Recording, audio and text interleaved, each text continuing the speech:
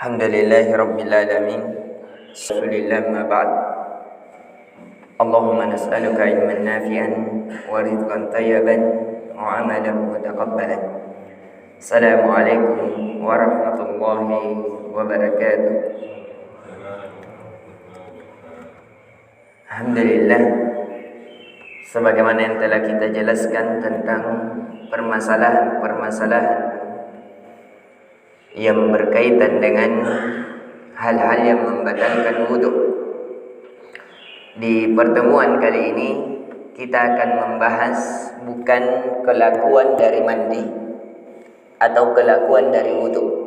Jadi ada amalannya, ada yang berkaitan dengan keadaan pada saat ingin mengamalkan. Jadi perlu dibedakan, mungkin agak repot, tapi ini harus kita pahami sehingga memahamkan kita nanti di pembahasan. Yakni kita membahas tentang keadaan pada saat kita ingin melakukan. Jadi kita tidak membahas kelakuan itu sendiri. Jadi sekali lagi kita ingatkan, hal-hal yang akan kita bahas adalah keadaan pada saat kita akan melakukan hal tersebut, bukan yang berkaitan dengan kelakuan tersebut. Misalnya kita akan membahas tentang mandi. Kapan mandi itu diwajibkan dan kapan mandi itu disunnahkan. Adapun yang wajib sudah kita jelaskan, bahwasanya seseorang wajib mandi ketika saat dalam keadaan janabah, baik laki-laki maupun perempuan. Adapun wanita, ada beberapa keadaan lagi, pada saat setelah nifas, pada saat setelah haid. Ini yang diwajibkan. Namun sekarang kita akan membahas tentang yang disunnahkan.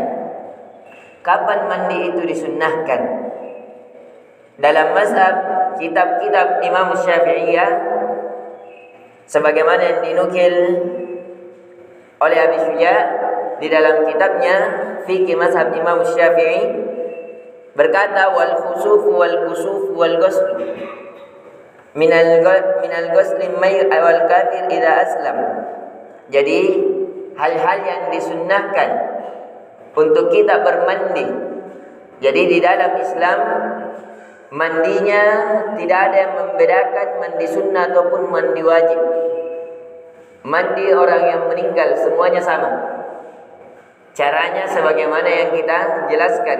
Intinya syaratnya 3, yaitu berniat mengangkat hadas. Yang kedua, terkenanya air seluruh tubuh.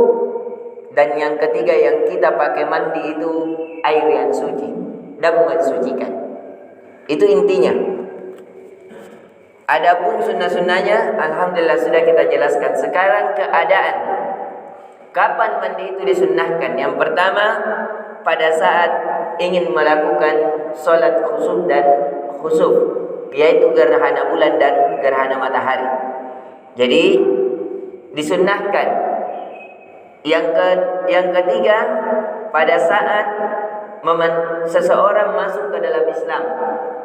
Walaupun ini terjadi perbedaan pendapat di kalangan para ulama, apakah ketika orang masuk Islam itu disunnahkan mandi atau diwajibkan.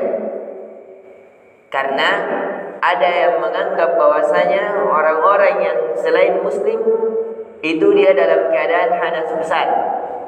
Karena dia walaupun mandi kesehari-hariannya, tapi karena dia tidak niatkan untuk mengangkat hadas besar pada saat berjenabah dan selainnya, maka itu tidak terangkat. Yang kedua, yang berpendapat katanya wajib, walaupun dia berniat mengangkat besar, maka niatnya tidak sah. Kenapa? Karena dia niatkan bukan untuk Allah Azza wa Jalla. Sehingga segala ibadah yang ia lakukan itu tidak terhitung. Sampai ia masuk ke dalam Islam barulah terhitung ibadahnya.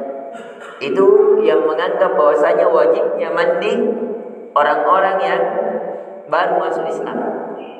Ini kalau diangkat secara makna dan zahir. Tapi ada yang menganggap bahwasanya kenajisannya secara makna, bukan secara sunnah, sehingga ia menganggap sunnah. Sebagaimana yang dinukil juga dalam mazhab Imam Syafi'i. Tapi dalam mazhab Syafi'iyah ada beberapa pendapat. Sebagian Syafi'iyah melihat wajib, melihat mandi seseorang yang baru masuk Islam adalah wajib. Namun perlu diperhatikan, ketika seseorang mau masuk Islam, jangan didahulukan mandinya terlebih awal baru dimasukkan ke dalam Islam. Ini banyak masyarakat, bahkan para ustaz-ustaz, kesalahan. Kenapa? Karena kematian lebih dekat. Kalau mandinya diperselisihkan, maka hal yang paling utama masukkan Islam dulu. Syahadatkan terlebih awal baru disuruh mandi. Itu yang paling utama. Kalau biasanya kita dapati, misalnya di Masjid Al-Markas, itu dia disuruh mandi dulu, disuruh berpakaian dulu, baru belum masuk Islam. Jangan sampai pada saat mandi meninggal tidak masuk dalam keadaan Islam, bagaimana? Ini yang harus kita perhatikan. Seseorang kalau mau masuk Islam, itu yang paling didahulukan, baru mandi. Karena mandi saja baru terjadi perbedaan pendapat sunnah atau wajib. Sedangkan masuk Islam tidak ada perbedaan pendapat wajib. Kemudian masuk Islam itu lebih didahulukan daripada mandi-mandi yang lain. Karena ada yang menganggap tidak terhitung mandinya kalau belum masuk ke dalam Islam. Jadi ini yang disunnahkan. Kemudian yang disunnahkan lagi adalah ketika ingin memasuki kota Mekah. Misalnya orang yang ingin berihram, biasanya sebelum sampai ke miqat, misalnya kalau orang Indonesia ada dua tempat, entah di Sulaifah ataupun di Yalamlam. Biasanya orang entah kalau dia turunnya di Madinah atau Mekah, maka dua tempat ini sama dengan penduduk Yaman, jalur kita. Jadi kita disunnahkan untuk mandi sebelum memakai pakaian ihram. Karena nanti disunnahkan mandi, memotong kuku, kemudian juga berparfum dan memakai pakaian yang tidak berjahit nanti di kewajibannya. Jadi ini hal-hal yang disunnahkan untuk kita mandi. Begitu pula pada saat salat Jumat dan salat dua Id, yaitu Idul Fitri maupun Idul Adha. Jadi ini yang disunnahkan untuk kita melakukan mandi. Ada yang mengatakan juga di setiap solat. Ada yang mengatakan di setiap solat, namun yang lebih benarnya di setiap solat disunnahkan memperbarui wudhu. InsyaAllah akan kita jelaskan tentang wudhu. Kita akan membahas tentang mandinya terlebih awal, kemudian tentang wudhunya sehingga menyempurnakan pembahasan kita. Dan setelah kita mendengar rekaman, ada kita ketinggalan dari hal yang membatalkan wudhu, yaitu yang membatalkan wudhu adalah terjadinya kegilaan pada seseorang. Jadi seseorang yang gila, maka pada saat itu juga batal wudhunya.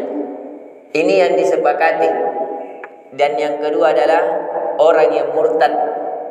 Orang yang Islam, dia sudah berwudhu dalam keadaan suci, kemudian ia murtad, maka segala hal yang berhubungan dengannya terputus. Misalnya kalau dia suci, maka kesucian wudunya itu menjadi hilang. Jadi kalau dia masuk Islam, mau sholat harus masuk Islam dan wajib lagi berwudu kembali. Karena seseorang yang muslim dan kafir banyak hal-hal yang terputus. Terputus kesucian secara makna dan kesucian secara hissiyah, secara zahir. Banyak lagi yang terputus seperti warisan. Itu juga terputus ketika seseorang berlepas diri dari Islam. Seorang ayah dan ibu, seorang ayah dan anak misalnya, itu karena berbeda agama maka tidak ada saling mewarisi. InsyaAllah di pembahasan nanti akan kita juga jelaskan tentang fikih nikah, fikih warisan, fikih jual beli. Namun kita dahulukan fikih ibadah terlebih awal. Ini semoga bisa memberikan manfaat. tentang sunnah-sunnah yang dimandikan, yaitu hal-hal yang telah kita jelaskan.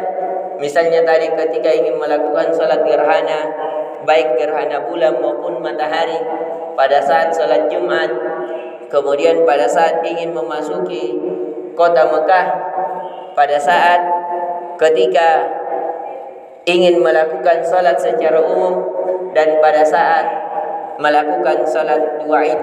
Ini hal-hal yang disunnahkan untuk kita mandi di dalamnya. Adapun kewajiban mandi itu hanya ketika melakukan hubungan badan janabah.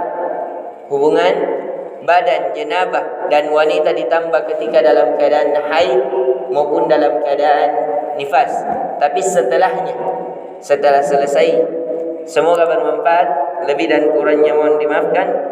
Subhanakallahumma bihamdik, asyhadu an la ilaha illa anta, astaghfiruka wa atubu ilaik. Assalamualaikum warahmatullahi wabarakatuh.